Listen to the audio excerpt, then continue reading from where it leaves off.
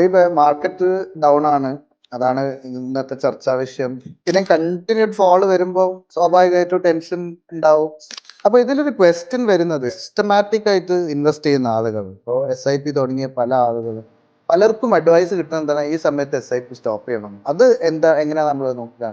വോൾട്ടൈലിറ്റി is your best friend എന്നാ പറയാ SIP case. കാരണം SIP എന്ന് പറഞ്ഞാൽ എല്ലാ മാസവും നിങ്ങൾ എന്ത് ചെയ്യാണ്, ഫണ്ട് പമ്പ് ചെയ്യാണ്.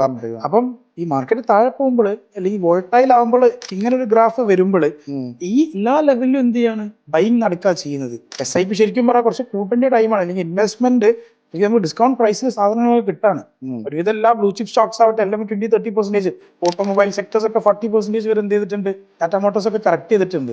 നമ്മളെപ്പോഴും ഒരു ലോങ് ടേം നോക്കി കാണുമ്പോൾ ഈ സ്റ്റോക്സും ഈ കമ്പനികളൊക്കെ എന്തായാലും പെർഫോം ചെയ്യാനാണ് പോകും. നമ്മൾ ഇന്ത്യയിൽ വിശ്വാസം ഉണ്ടെങ്കിൽ, എക്കണോമിയിൽ വിശ്വാസം ഉണ്ടെങ്കിൽ കമ്പനീസ് വാങ്ങാം, ആഡ് ഓൺ ചെയ്ത് തുടങ്ങാം, മെല്ലെ മെല്ലെ ആഡ് ചെയ്യാം. ബോട്ടം ഇനിയും പോയേക്കാം, നമുക്ക് പറയാൻ പറ്റില്ല. പക്ഷെ ലോങ് ടേം ഇൻവെസ്റ്റർ ബോട്ടം തപ്പിപ്പിടിച്ച് കണ്ടുപിടിക്കാന്ന് പറഞ്ഞാല് അത്ര ഈസി ഒന്നുമില്ല. ഏതാ ബോട്ടം എന്നുള്ള ആയിരിക്കും ഇങ്ങനെ മനസ്സിലാവില്ല. ഇപ്പൊ നല്ലൊരു ഡിസ്കൗണ്ട് കിട്ടിയിട്ടുണ്ടെന്ന് മനസ്സിലാക്കാൻ നമ്മളൊരു ഗോൾ വെച്ചിട്ടുണ്ടെങ്കിൽ അത് അതിലേക്ക് യാത്ര ചെയ്യാം.